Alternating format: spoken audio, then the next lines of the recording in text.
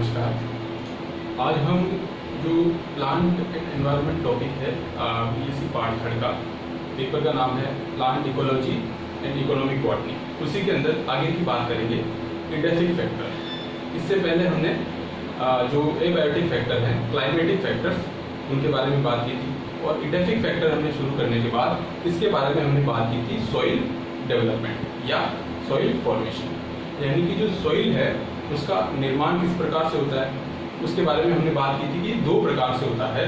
एक होता है विदरिंग प्रोसेस, जिसमें जो चट्टान होती है, बड़े बड़े जो चट्टान के टुकड़े होते हैं वो छोटे छोटे टुकड़ों के अंदर कन्वर्ट हो जाते हैं। और दूसरा था पेडोजेनेसिस, उसके अंदर जो टुकड़े हैं जो कि अभी इनफर्टाइल सॉइल है उसको फर्टाइल सॉइल में कन्वर्ट किया जाता है। तो आज हम बात करेंगे सॉइल प्रोफाइल की, ये भी हम इडेफिक फैक्टर के अंदर पढ़ते हैं। तो जो सॉइल प्रोफाइल है इसके बारे में हम बात करते हैं कि जो सॉइल है, यानी कि यदि हम पृथ्वी का ये खड़ी काट को अगर हम ऑब्जर्व करें इस प्रकार से, तो हमें इस प्रकार से अलग अलग ओरिजोन्स देखने को मिलते हैं।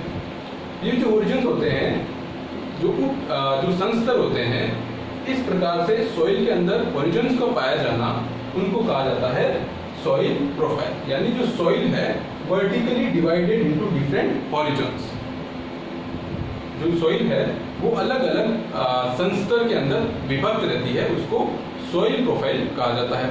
इसको मृदा स्तरीकरण या मृदा परिच्छेदिका के नाम से भी जाना जाता है। तो ये हुआ अलग अलग ओरिजोन जिनको सॉइल प्रोफाइल के नाम से जाना जाता है। अब बात करते हैं कि जो सॉइल प्रोफाइल है उसका विकास किस प्रकार से होता है, उसका डेवलपमेंट किस प्रकार से होता है। तो उसके लिए जो एक तो विदरिंग प्रोसेस है, जो अपघटन अपक्षय का जो प्रक्रिया है वो उसके लिए रेस्पॉन्सिबल होती है, विदरिंग प्रोसेस। और दूसरा एक्यूमुलेशन ऑफ ऑर्गेनिक मैटर, यानी जो कार्बनिक पदार्थ है उनका एक्यूमुलेशन होने से भी सॉइल प्रोफाइल बनती है। तो इस प्रकार हम इस डायग्राम में देख सकते हैं कि जो सॉइल प्रोफाइल के अंदर अलग अलग ओरिजोन्स होते हैं, ओ ओरिजोन, ए ओरिजोन, बी ओरिजोन, सी ओरिजोन और आर ओरिजोन। इनको संस्तर के नाम से भी जाना जाता है। और प्रत्येक जो ओरिजोन है हो सकता है वो अलग अलग सब ओरिजोन्स के अंदर भी डिवाइड हो सकता है। जैसे ओ ओरिजोन है वो O1 और O2 सब ओरिजोन के अंदर डिवाइड हो सकता है। ए ओरिजोन जो है वो A1 और A2 सब ओरिजोन के अंदर डिवाइड हो सकता है।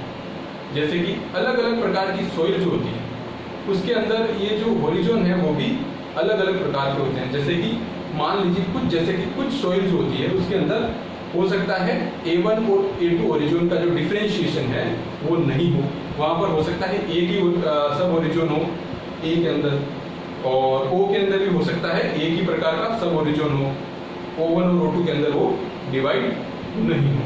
तो सबसे पहले हम बात करते हैं O ओरिजोन की, कि इस O ओरिजोन की क्या विशेषता होती है।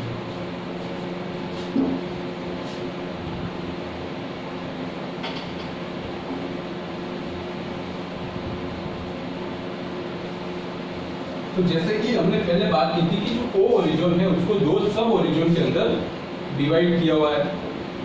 दो सब ओरिजोन है, O1 जिसको A00 के नाम से भी जाना जाता है, और दूसरा जो सब ओरिजोन है O2 जिसको A0 के नाम से भी जाना जाता है। तो ये दो इसके सब ओरिजोन्स हो गए। सबसे पहले हम बात करेंगे O1 या A00 सब ओरिजोन की। तो इसके अंदर हम ये देखते हैं कि जो A00 ओरिजोन है उसके अंदर अनडीकम्पोज्ड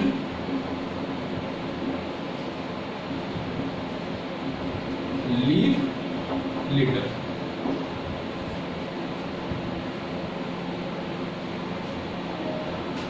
यानी कि ऐसा लीफ लिटर जो कि अभी तक अपघटित या विघटित नहीं हुआ है। जैसे कि इसके अंदर आते हैं कि जो प्लांट है उसकी पत्ती यहाँ पर नीचे गिर जाती है, उसकी टहनी नीचे गिर जाती है, शाखाएं नीचे गिर जाती है, जो कि बिल्कुल फ्रेश है, अभी तक उसका डीकम्पोजिशन नहीं हुआ है।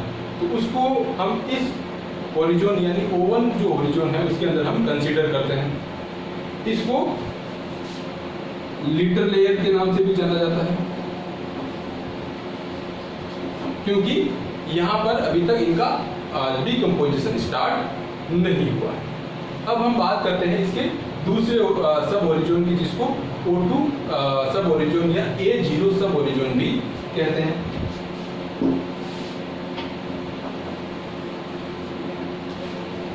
तो O2 या A0 जो सब ओरिजिन होता है उसकी ये विशेषता होती है कि वहां पर जो लिटर जो गिरा है यहाँ पर ओवन के ऊपर, उसका पार्शियल डिकम्पोजिशन यानी वो आंशिक रूप से अपघटित हो जाता है। तो इसमें हम कह सकते हैं partial decomposition of leaf litre. जो लीफ लिटर बना है उसका आंशिक रूप से अपघटन O2 लेयर के अंदर स्टार्ट हो जाता है। और इस प्रकार यहाँ पर जो उसकी आइडेंटिटी होती है, जो लिटर की आइडेंटिटी होती है, वो लूज होने लग जाती है, क्योंकि यहाँ पर उसका डिकम्पोजिशन स्टार्ट हो जाता है। तो इस प्रकार जो वह लिटर जिसका पार्शियल डिकम्पोजिशन हुआ है यानी आंशिक रूप से वो अपघटित हुआ है, उसको कहा जाता है डफ लेयर।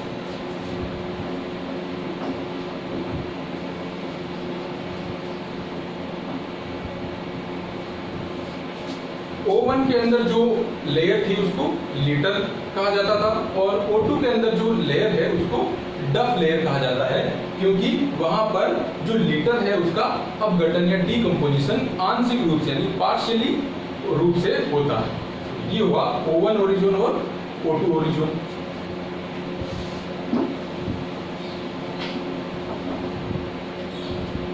O1 सब ओरिजिन को A00 के नाम से भी जाना जाता है, और O2 जो सब ओरिजिन है उसको A0 के नाम से भी जाना जाता है, और ये दोनों सब ओरिजिन जो है वो O ओरिजिन के अंदर आते हैं। अब आगे का जो ओरिजिन है वो है A ओरिजिन। तो इसके बारे में बात करते हैं। A ओरिजिन जो होता है उसको टॉप सॉइल के नाम से जाना जाता है, शीर्ष मृदा। इसको टॉप सॉइल या शीर्ष मृदा के नाम से भी जाना जाता है। और इसके अंदर अधिकांशतया जो है दो सब ओरिजिन A1 और A2 पाए जा सकते हैं, लेकिन ये जो है मृदा या सॉइल के ऊपर डिपेंड करता है। हो सकता है किसी के अंदर एक ही सब ओरिजिन हो और कई जगह दो सब ओरिजिन भी हो सकते हैं। इसके अंदर एक और सब ओरिजिन A3 को भी कई जगह कंसिडर किया जाता है, जो कि ट्रांजिशन जोन होता है A ओरिजिन और B ओरिजिन। A और B ओरिजिन का जो ट्रांजिशन जोन होता है उसको कई बार A3 सब ओरिजिन के रूप में भी लिख दिया जाता है, लेकिन मुख्यतः इसको A1 और A2 सब ओरिजिन के अंदर डिवाइड किया जाता है। अब हम बात करते हैं A1 सब ओरिजिन। तो ये जो A1 सब ओरिजिन जो होता है इसके अंदर ऑर्गेनिक मैटर बहुत ज़्यादा मात्रा में पाया जाता है, और ये डार्क कलर का होता है। यहाँ पर जैसे कि जो लीफ O1 के ऊपर गिरी थी उसका O2 के ऊपर पार्शियल डिकम्पोजिशन हुआ, और A1 में आते आते उसका कंप्लीट डिकम्पोजिशन हो जाता है, जिससे जो लेयर बनती है उसको हम कहते हैं ह्यूमस की लेयर। तो A1 के अंदर जो लेयर होती है उसको हम कहते हैं ह्यूमस की लेयर, और इस लेयर की प्रेजेंस के कारण जो है इसका जो है कलर है वो डार्क होता है। तो A1 के बारे में हम कह सकते हैं कि ये डार्क कलर्ड होती है, और यहाँ पर ह्यूमस या जो ऑर्गेनिक मैटर है वो ज्यादा होता है। ह्यूमस की जो मात्रा है यहाँ पर ज्यादा पाई जाती है, इस कारण इसका जो रंग है वो डार्क कलर का हो जाता है। अब हम बात करते हैं A2 सब ओरिजिन की, जो कि A ओरिजिन का ही पार्ट है।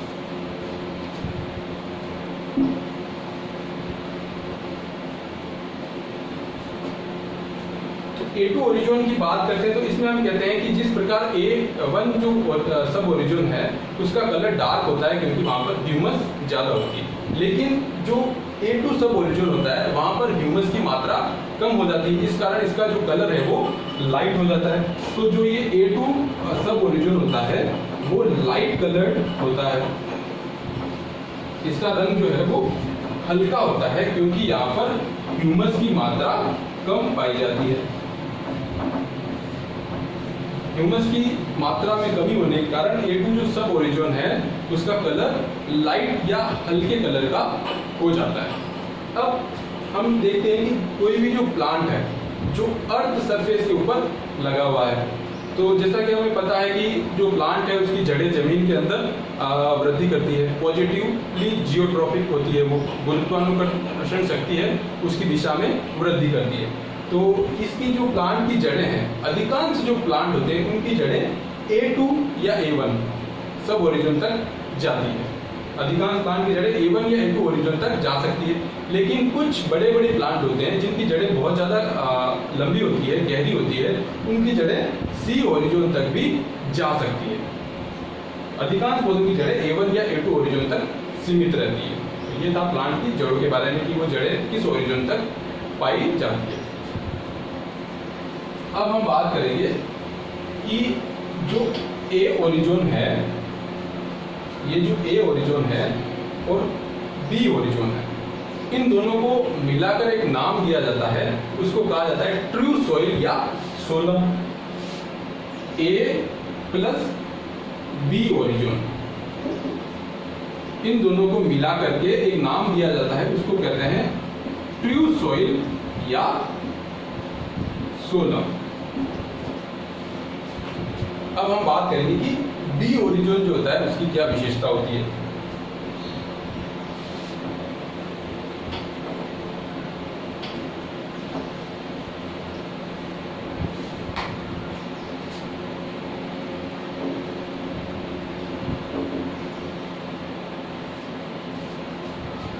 जिस प्रकार A ओरिजिन है उसको टॉप सॉइल कहा जाता है, उसी प्रकार B ओरिजिन जो होता है उसको सब सॉइल के नाम से भी जाना जाता है। और इसकी विशेषता ये होती है कि इसके अंदर compactly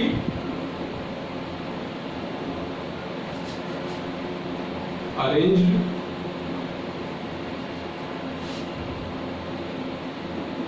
mineral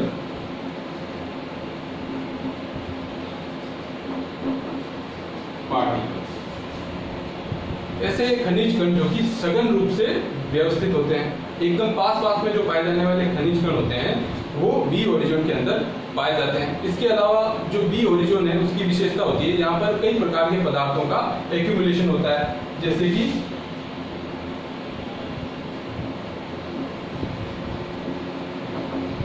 accumulation of silicates,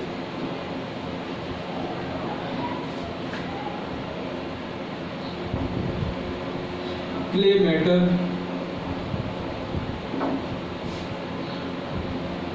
iron, aluminium और मैग्नीज, इन सभी पदार्थों का एक्यूमुलेशन B ओरिजिन या B संस्तर के अंदर पाया जाता है। अब हम बात करेंगे B ओरिजिन के नीचे का जो ओरिजिन होता है C ओरिजिन, उसके बारे में।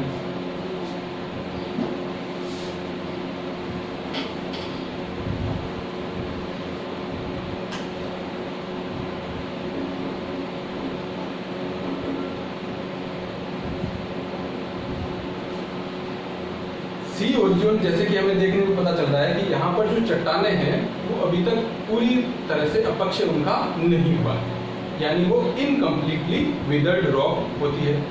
इसके अंदर हम कह सकते हैं कि इनकम्प्लीट विदर्ड रॉक, यानी कि जो पेरेंट रॉक है, जो मात्र चट्टान है, उसका कंप्लीट विदरिंग नहीं हुई है, पूरी तरह से वो टुकड़ों में नहीं टूटी है, इस कारण उसको इनकम्प्लीट विदर्ड रॉक के नाम से भी जाना जाता है। तो ये होती है C ओरिजिन की विशेषता। इसके अलावा जो C ओरिजिन होता है वहाँ पर भी कुछ पदार्थों का एक्यूमुलेशन होता है, जैसे कि जो C ओरिजिन है वहाँ पर एक्यूमुलेशन होता है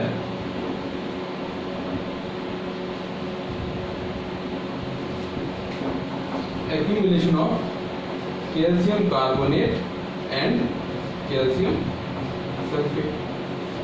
कैल्शियम कार्बोनेट और कैल्शियम सल्फेट का एक्यूमुलेशन C ओरिजिन के अंदर पाया जाता है। अब बात करते हैं जो सबसे नीचे का ओरिजिन होता है R ओरिजिन।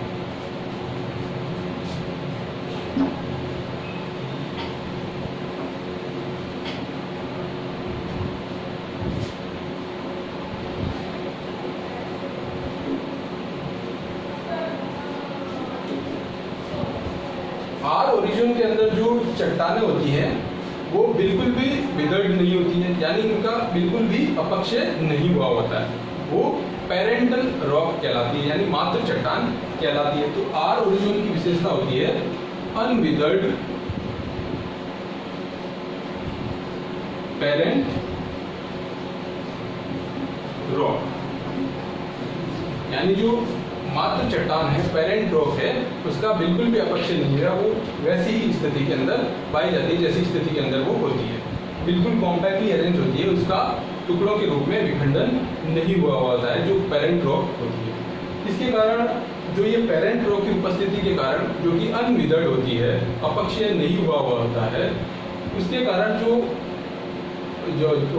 वाटर जो होता है, जो कि ग्राउंड वाटर के रूप में पाया जाता है, वो ग्राउंड वाटर यहाँ पर जो आर ओरिजिन जो है उसके ऊपर आकर के इकट्ठा हो जाता है। ये आर ओरिजिन के अंदर जो रॉक पाई जाती है, पेरेंट रॉक पाई जाती है, चट्टान होती है, उसके ऊपर ग्राउंड वाटर जो है वो आकर के इकट्ठा हो जाता है, क्योंकि यहाँ पर जो रॉक है वो वैसी स्थिति में होती है, उनका विघटन नहीं हुआ होता है या अपक्षय उनका नहीं हो पाता है।